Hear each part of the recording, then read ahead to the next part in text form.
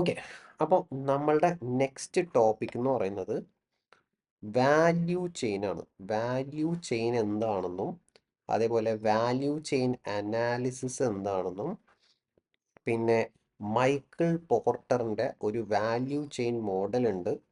അതിൽ കുറച്ച് ആക്ടിവിറ്റീസിനെ കുറിച്ച് പറയുന്നുണ്ട്. What is primary activity, what is secondary activity.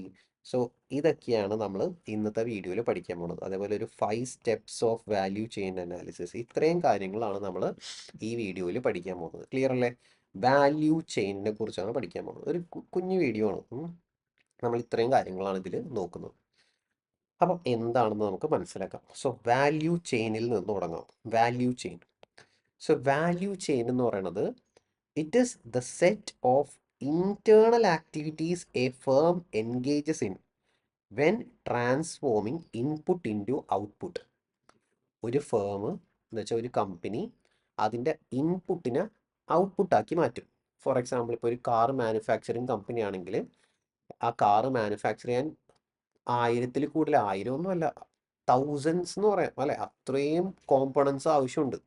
ഇത്രയും കോമ്പണൻസ് പർച്ചേസ് ചെയ്ത് അതൊരു പ്രോസസ്സിൽ കൂടെ കടന്നുപോയി അവസാനം അതിൻ്റെ ഔട്ട്പുട്ടാവും, കാറാവും. അവിടെ തീരുന്നുണ്ടോ അതിൻ്റെ വർക്ക്? അല്ല. ഈ കാറ് ഷോറൂമിൽ എത്തിക്കണം, സെയിൽ ചെയ്യണം, മാർക്കറ്റിംഗ് ചെയ്യാനുണ്ട്, സെയിൽസ് പ്രൊമോഷൻ ആക്ടിവിറ്റീസ് ചെയ്യാനുണ്ട്, ഇത് സെല്ല് ചെയ്യണം. സെല്ല് ചെയ്ത് കഴിഞ്ഞാൽ അവിടെ കഴിഞ്ഞോ വർക്ക്? ഇല്ല. ഈ കാറിന് ആഫ്റ്റർ സെയിൽ സർവീസും പ്രൊവൈഡ് ചെയ്യണം. അപ്പോൾ ഇത്രയും കാര്യങ്ങളാണ് ഒരു കാർ മാനുഫാക്ചറിങ് കമ്പനീനെ സംബന്ധിച്ചിടത്തോളം, ഒരു കാർ കമ്പനീനെ സംബന്ധിച്ചിടത്തോളം ചെയ്യാനുള്ളത്. അപ്പോൾ ഈ ഇൻപുട്ടിനെ ഔട്ട്പുട്ട് ആക്കുന്നത് വരെയുള്ള ആ പ്രോസസ്സിൽ ഒരുപാട് ആക്ടിവിറ്റീസ് നടക്കുന്നുണ്ട്. ഈ ഫേമിൻ്റെ ഉള്ളിൽ ഒരുപാട് ആക്ടിവിറ്റീസ് നടക്കുന്നുണ്ട്. ചിലതെല്ലാം വാല്യൂ ആഡഡ് ആക്ടിവിറ്റീസ് ആയിരിക്കും. അതായത് കസ്റ്റമറിന് ആ ആക്ടിവിറ്റി കൊണ്ട് അഡീഷണൽ വാല്യൂ കിട്ടുന്നുണ്ടാവും. ചില ആക്ടിവിറ്റീസ് എല്ലാം നോൺ വാല്യൂ ആഡഡ് ആക്ടിവിറ്റീസ് ആയിരിക്കും. അതായത് അങ്ങനെ ഒരു ആക്ടിവിറ്റി കൊണ്ട് പ്രത്യേകിച്ച് കസ്റ്റമറിന് ഗുണമൊന്നുമില്ല. ഞാൻ അതിൻ്റെ എക്സാമ്പിൾ പറയാം. ഇപ്പം തന്നെ പറയുകയാണെങ്കിൽ, ഫോർ എക്സാമ്പിൾ, ഇപ്പോൾ ഈ കാർ മാനുഫാക്ചർ ചെയ്യണത് ഗുജറാത്തിലാണെന്ന് വിചാരിക്കുക, കാർ സെല്ല് ചെയ്യണത് കേരളത്തിലാണ്. അപ്പോൾ അപ്പോൾ ഈ മാനുഫാക്ചർ ചെയ്ത കാറ് ഗുജറാത്തിൽ നിന്ന് കേരളം വരെ ട്രാൻസ്പോർട്ട് ചെയ്യണം. അതിന് ട്രാൻസ്പോർട്ടേഷൻ കോസ്റ്റ് വരുമല്ലോ. പക്ഷെ ആ ഒരു ട്രാൻസ്പോർട്ടേഷൻ കാരണം കൊണ്ട് കസ്റ്റമറിന് എന്തെങ്കിലും അഡീഷണൽ വാല്യൂ വരുന്നുണ്ടോ? ഇല്ല. സപ്പോസ് ആ ഫാക്ടറി കേരളത്തിലായിരുന്നെങ്കിലും ഗുജറാത്തിലാണെങ്കിലും അതൊന്നും കസ്റ്റമറിനെ സംബന്ധിച്ചിടത്തോളം, അയാൾ ഒരു കാറ് മേടിക്കുന്നു, ഓ ഇത് ഗുജറാത്തിൽ നിന്ന് ഇവിടം വരെ വരുന്നതല്ലേ, അതുകൊണ്ട് ഞാൻ കുറച്ച് കൂടുതൽ പൈസ കൊടുത്തേക്കാം, അങ്ങനെ കസ്റ്റമർ വിചാരിക്കേണ്ട ആവശ്യമില്ലല്ലോ. സോ ആ ട്രാൻസ്പോർട്ടേഷൻ എന്ന് പറയുന്നത് വേണമെങ്കിൽ നമുക്ക് നോൺ വാല്യൂ ആഡഡ് ആക്ടിവിറ്റി ആണെന്ന് പറയാം. മനസ്സിലായോ?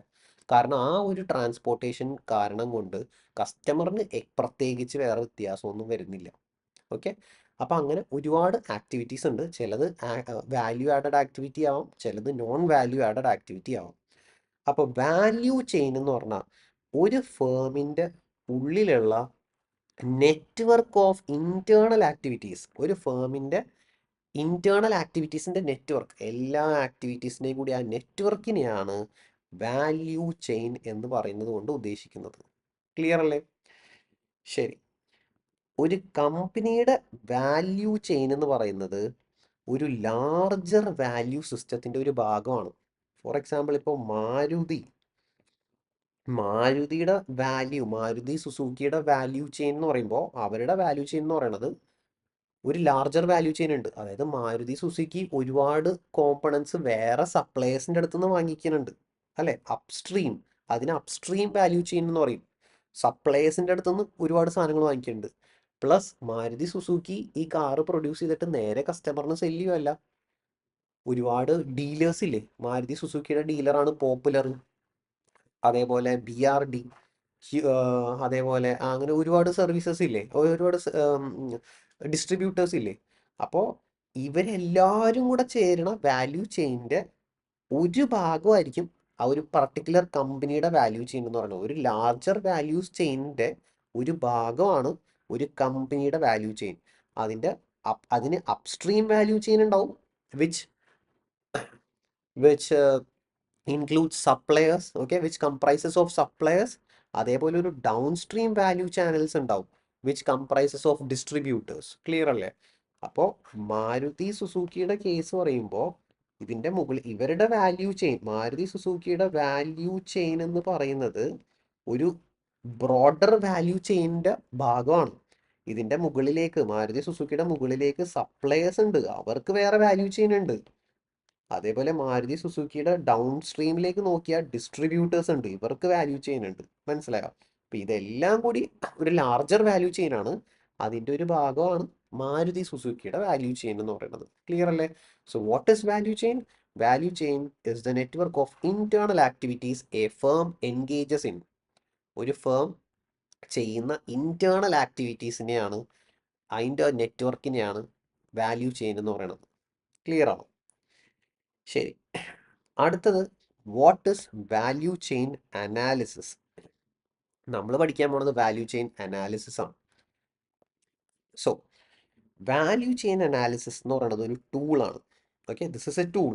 എന്തിനു വേണ്ടി? To identify and analyse internal firm activities.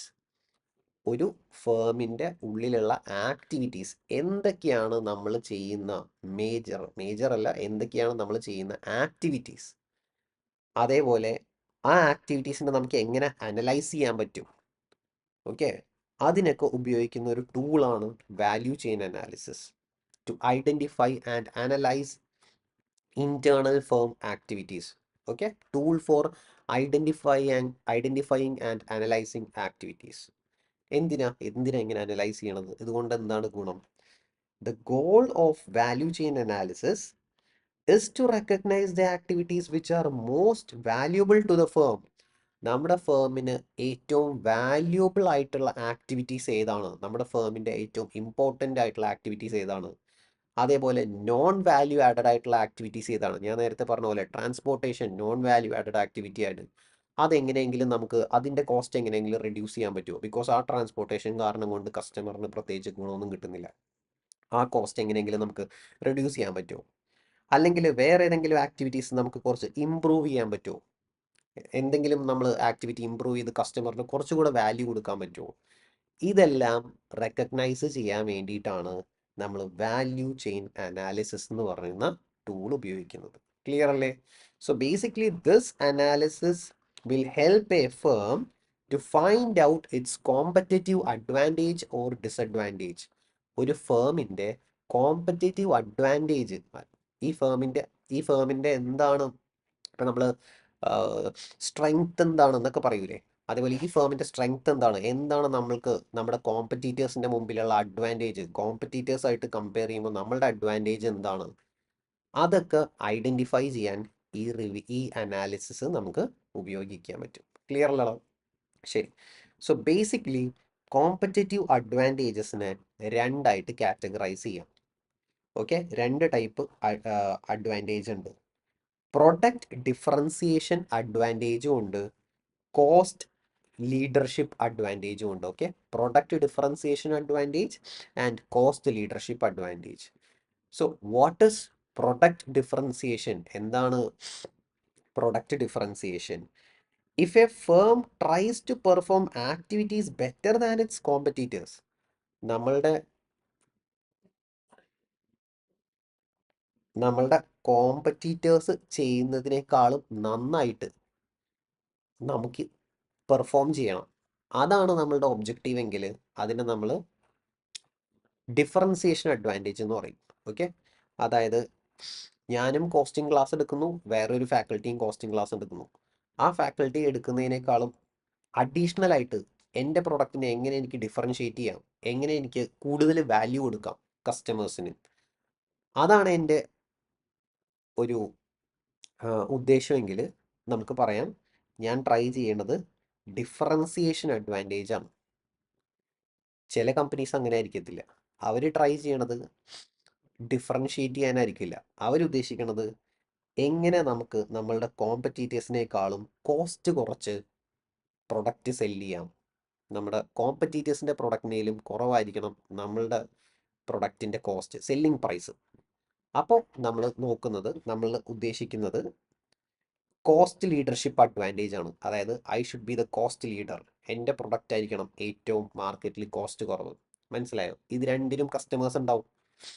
Apple എന്ന് പറഞ്ഞ ഫോണിനും കസ്റ്റമർ ഉണ്ട്, ഏറ്റവും കുറഞ്ഞ വില കുറഞ്ഞ ഫോണിനും കസ്റ്റമർ ഉണ്ട്, അല്ലേ?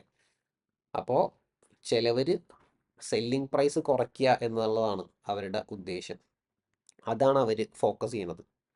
ചില ആൾക്കാർ സെല്ലിംഗ് പ്രൈസിൽ നമുക്ക് ഒന്നും ചെയ്യാൻ പറ്റത്തില്ല, നമുക്ക് നമ്മുടെ പ്രൊഡക്റ്റിനെ എങ്ങനെ ഡിഫറൻഷ്യേറ്റ് ചെയ്യാം, ആ രീതിയിലാണ് അവർ കോമ്പറ്റീറ്റേഴ്സായിട്ട് കോമ്പീറ്റ് ചെയ്യുന്നത്.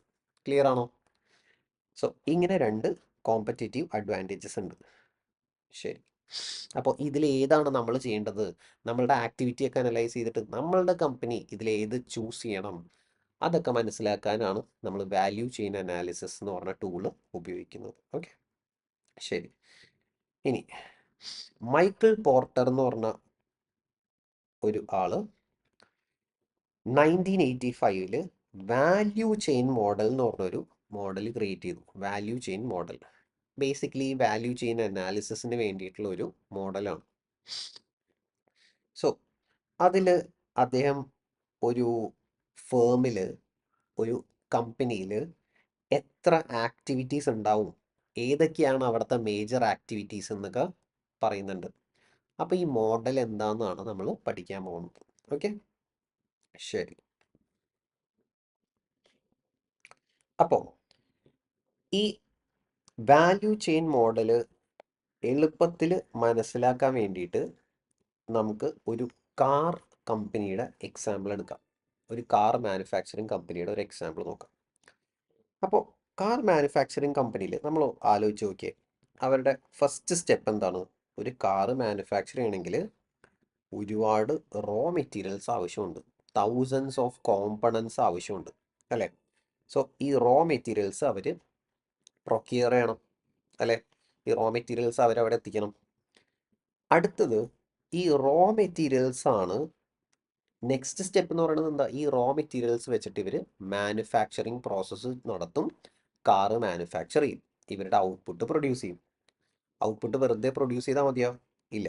അടുത്ത സ്റ്റേജ് എന്ന് പറയുന്നത് ഈ കാറ് ഇവരെന്ത് ചെയ്യണം? സെല്ല് ചെയ്യണം. കാറ് പ്രൊഡ്യൂസ് ചെയ്യണത് ഫാക്ടറിയിലാണ്. ആ ഫാക്ടറിയിൽ നിന്ന്, ചിലപ്പോൾ ഫാക്ടറി ഗുജറാത്തിലായിരിക്കും, ടാറ്റയുടെ ഫാക്ടറി ഗുജറാത്തിലുണ്ട്, അതേപോലെ പല പല സ്ഥലത്തായിരിക്കും ഫാക്ടറി. അവിടെ നിന്ന് ഓരോ ഡിസ്ട്രിബ്യൂട്ടറിൻ്റെ അടുത്തേക്ക് സെല്ല് ചെയ്യണം. ഇന്ത്യ മുഴുവനും ഉള്ള ഡിസ്ട്രിബ്യൂഷൻ സെൻറ്റേഴ്സിലേക്ക്, അതായത് കാർ ഷോറൂമിലേക്ക് ഇത് ട്രാൻസ്പോർട്ട് ചെയ്യണം. സെല്ലല്ല, ട്രാൻസ്പോർട്ട് ചെയ്യണം. ഓക്കെ, ശരി. അവിടെയാണ് എന്ത് നടക്കുന്നത്? ഈ കാറിൻ്റെ സെയിൽസ് നടക്കുന്നത്. വെറുതെ സെയിൽസ് നടക്കുമോ? ഇല്ല. അതിന് ഇവർ ഒരുപാട് സെയിൽസ് പ്രൊമോഷൻ ആക്ടിവിറ്റീസ് ചെയ്യേണ്ടി വരും, മാർക്കറ്റിംഗ് ചെയ്യേണ്ടി വരും, അഡ്വർടൈസ്മെൻറ്റ് ചെയ്യേണ്ടി വരും. അങ്ങനത്തെ ആക്ടിവിറ്റീസൊക്കെ വെച്ചിട്ട് ഇവർ സെയിൽസ് നടത്തും. അതോടെ ഈ കസ്റ്റമറായിട്ടുള്ള റിലേഷൻഷിപ്പ് കഴിഞ്ഞോ? ഇല്ല. കാർ കമ്പനീസിന് മാൻഡേറ്ററി റൂളാണ് അടുത്ത 10 വർഷത്തേക്ക്, 10ആണോ 15ആണോ ക്ലിയർ ആയിട്ട് ഞാൻ ഓർക്കുന്നില്ല, കാറിന് എല്ലാ പാർട്സും മാർക്കറ്റിൽ അവൈലബിൾ ആയിരിക്കണം. കാറിൻ്റെ എല്ലാ പാർട്സും അവൈലബിൾ ആയിരിക്കണം. അപ്പോൾ ഒരു കാറ് കൊടുത്തെന്ന് പറഞ്ഞിട്ട് കാര്യമില്ല, അതോടെ റിലേഷൻഷിപ്പ് കഴിഞ്ഞിട്ടില്ല. ആ കാറിന് നല്ല സർവീസ് പ്രൊവൈഡ് ചെയ്യണം, എന്നാൽ മാത്രമേ ഇനി സെയിൽസ് ഒക്കെ ഉണ്ടാവത്തുള്ളൂ, അല്ലേ?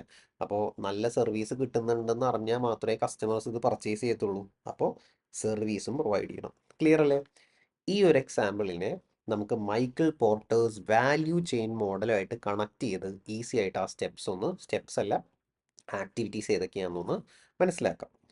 അപ്പോൾ നോക്കിയേ, മൈക്കിൾ പോർട്ടർ ഒരു കമ്പനിയിലുള്ള ഇൻറ്റേർണൽ ആക്ടിവിറ്റീസിനെ രണ്ടായിട്ട് കാറ്റഗറൈസ് ചെയ്തിട്ടുണ്ട്: primary activities and secondary activities. Okay, primary ആക്ടിവിറ്റീസും ഉണ്ട്, സെക്കൻഡറി ആക്ടിവിറ്റീസും ഉണ്ട്.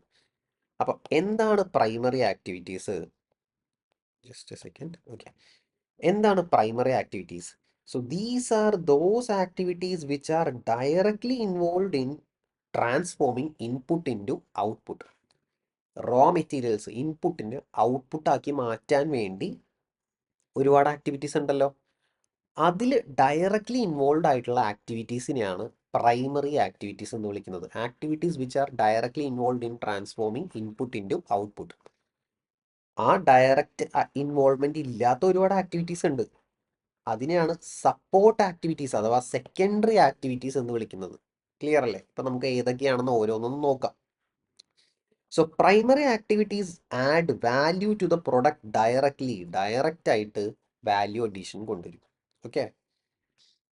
Secondary activities they add value indirectly, indirect ആയിട്ടാണ് വാല്യൂ അഡീഷൻ കൊണ്ടുവരാൻ പോകുന്നത് സെക്കൻഡറി ആക്ടിവിറ്റീസ്. ഓക്കെ, ശരി. അപ്പോൾ ഏതൊക്കെയാണ് പ്രൈമറി ആക്ടിവിറ്റീസ് നോക്കാം. Okay,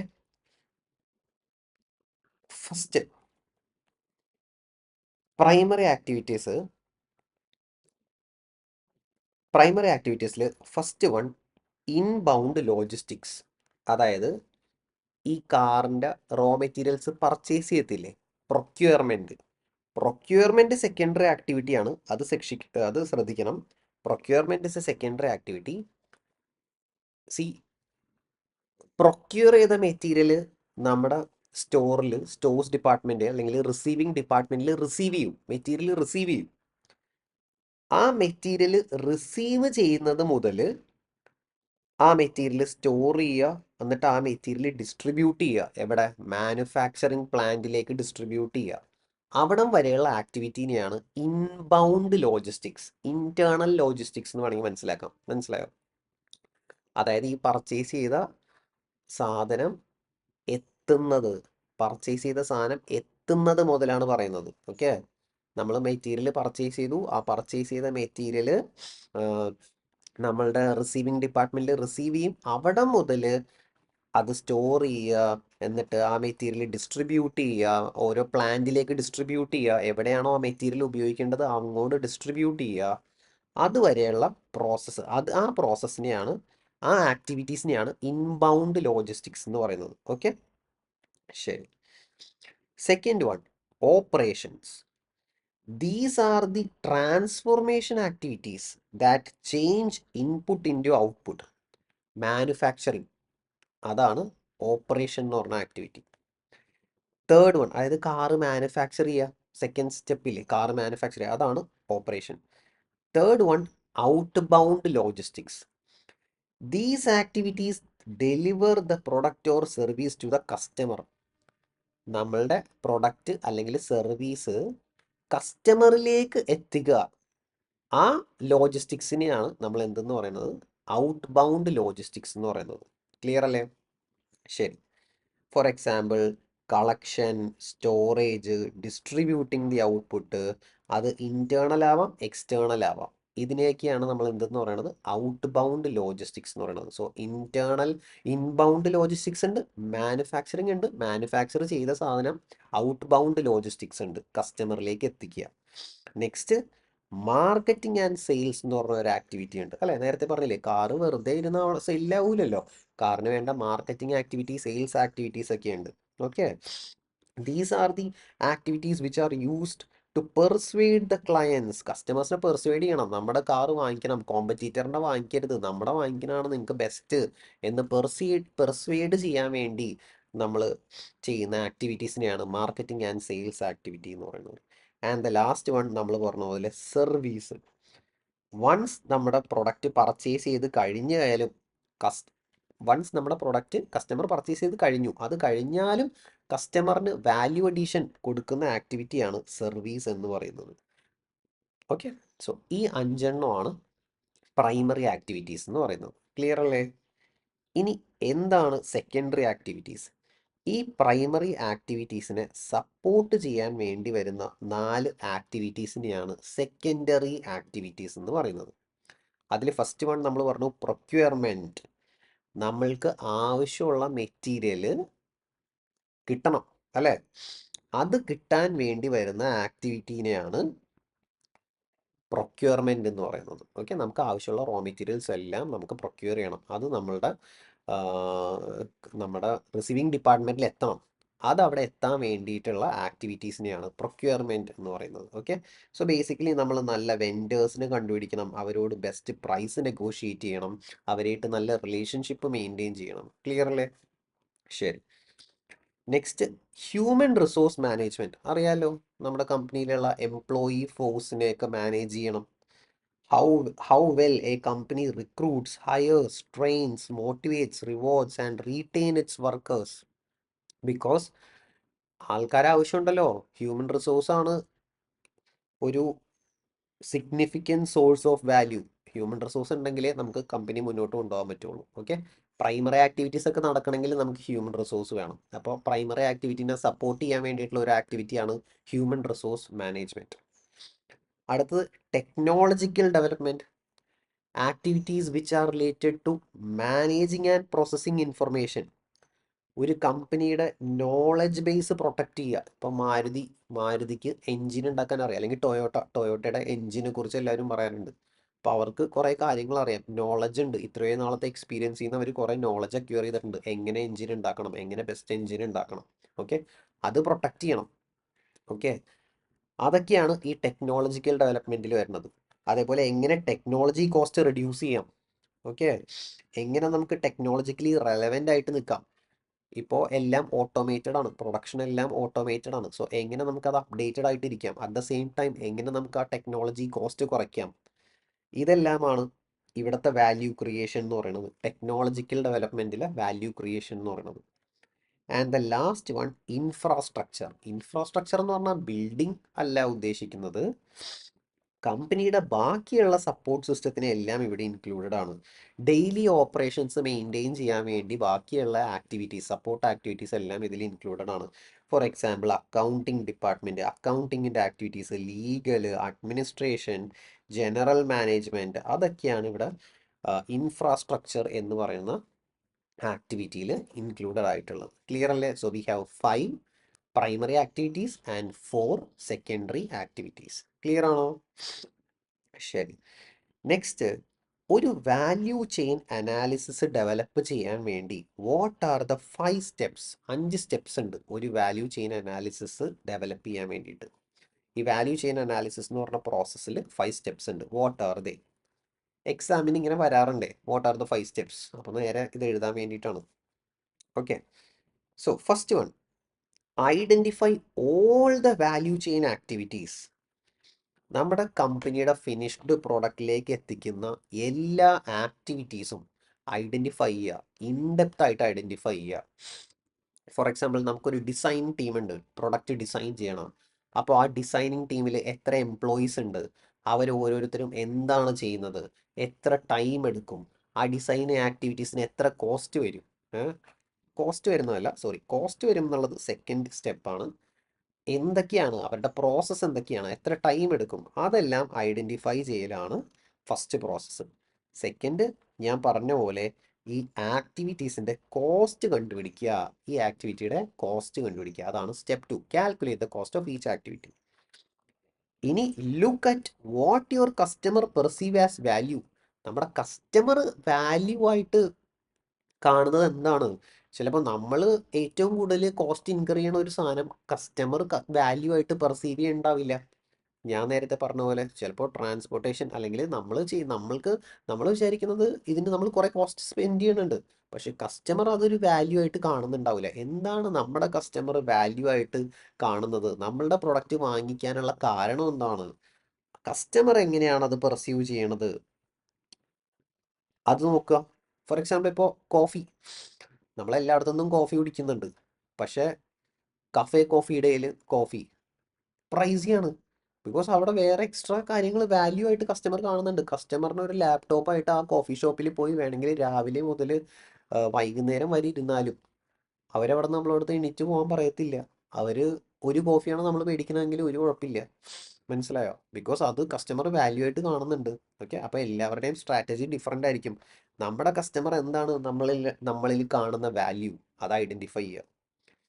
and look at your competitors value chain. നമ്മുടെ കോമ്പറ്റീറ്റേഴ്സിൻ്റെ വാല്യൂ ചെയിൻ എങ്ങനെയാണ്? നമ്മളുടെ വാല്യൂ ചെയിൻ പോലെ കോമ്പറ്റീറ്റേഴ്സിൻ്റെ വാല്യൂ ചെയിൻ ഉണ്ട്, അതെങ്ങനെയായിരിക്കും? ഫോർ എക്സാമ്പിൾ, അതിന് എന്തൊക്കെ പ്രോസസ്സ് നമുക്ക് ചെയ്യാം? Process bench marking.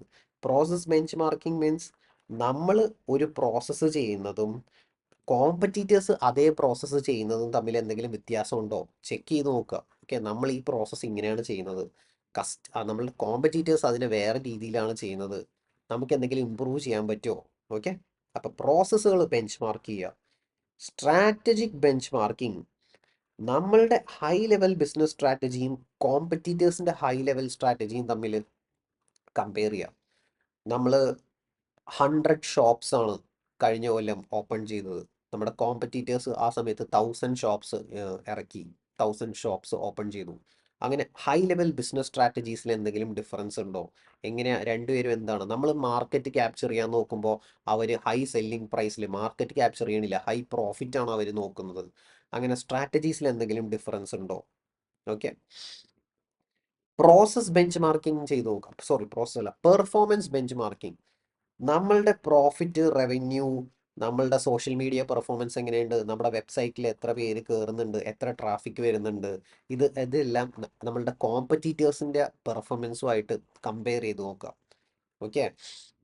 നമ്മളുടെ ഷോപ്പിന് ഇൻസ്റ്റാഗ്രാമിൽ 10,000 ഫോളോവേഴ്സ് ആണ്, നമ്മുടെ കോമ്പറ്റീറ്റേഴ്സിന് 1 lakh ഫോളോവേഴ്സ് ഉണ്ട്. So what they are doing differently, അത് ചെക്ക് ചെയ്ത് നോക്കുക. ഓക്കെ. സോ ഇതൊക്കെയാണ് സ്റ്റെപ്പ് 4. അപ്പോൾ എന്തൊക്കെയാണ്? First one, identify the value chain activities, calculate the cost of each activity, look at what your customer perceive as value, look at your competitors value chain, and last one, decide on a competitive advantage. നമ്മൾ ഏത് competitive advantage choose ചെയ്യണം എന്ന് decide ചെയ്യുക. നമ്മൾ cost leader ആവാനാണോ ഉദ്ദേശിക്കുന്നത്, അല്ലെങ്കിൽ product differentiation ആണോ നമുക്ക് കൊണ്ടുവരേണ്ടത്? നമ്മളുടെ പ്രൊഡക്റ്റ് കോസ്റ്റ് ലീഡർഷിപ്പ് ആണോ, ഏറ്റവും കുറഞ്ഞ കോസ്റ്റിൽ നമുക്ക് കൊടുക്കണോ, അതാണോ നമ്മളുടെ ഒബ്ജക്റ്റീവ്? അല്ലെങ്കിൽ നമുക്ക് അത് പറ്റത്തില്ലേ, നമുക്ക് പ്രൊഡക്റ്റിനെ ഡിഫറൻഷിയേറ്റ് ചെയ്യലാണോ നമ്മുടെ ഒബ്ജക്റ്റീവ്? അത് ഡിസൈഡ് ചെയ്യുക. So these are the 5 steps in developing a value chain analysis. Okay, hope this is clear for everyone. അപ്പോൾ നമ്മൾ ഇതേപോലെ വീഡിയോസ് ഇടുന്നുണ്ടാവും. എൻ്റെ ഉദ്ദേശം എന്ന് പറയുന്നത് SEMൻ്റെ തിയറി ഫുള്ള് അപ്ലോഡ് ചെയ്യണം എന്നാണ്. ഓക്കെ, അപ്പോൾ നിങ്ങളുടെ ഫ്രണ്ട്സൊക്കെ ഉണ്ടെങ്കിൽ അറിയിക്കുക. സബ്സ്ക്രൈബ് ചെയ്യുക, ചാനൽ സബ്സ്ക്രൈബ് ചെയ്താൽ അത്രയും ഉപകാരം. ഓക്കെ, നമുക്കധികം മാർക്കറ്റിംഗ് ഒന്നും ഇല്ല, അപ്പോൾ നിങ്ങൾ മാർക്കറ്റ് ചെയ്ത് തരുമെന്ന് ഞാൻ വിചാരിക്കുന്നു. Okay, thank you.